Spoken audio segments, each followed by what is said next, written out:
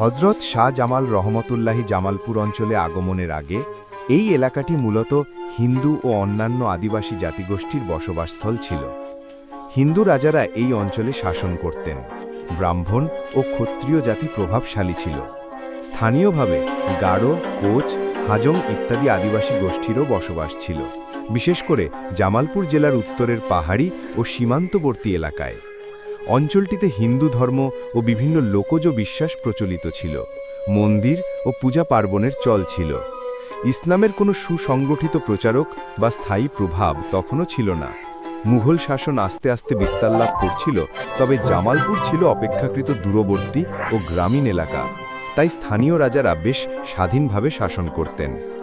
হযরত শাহ জামাল রহমতুল্লাহি ইসলাম প্রচারের সময় স্থানীয় জনগণকে দাওয়াতের মাধ্যমে ইসলামের দিকে আহ্বান করেন, শান্তিপূর্ণ পন্থায়।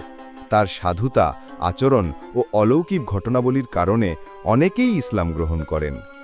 হযরত শাহ জামাল রহমতুল্লাহি ছিলেন একজন প্রখ্যাত ইসলাম প্রচারক, যিনি ষোড়শ শতকে ইয়েমেন থেকে বাংলাদেশে আগমন করেন।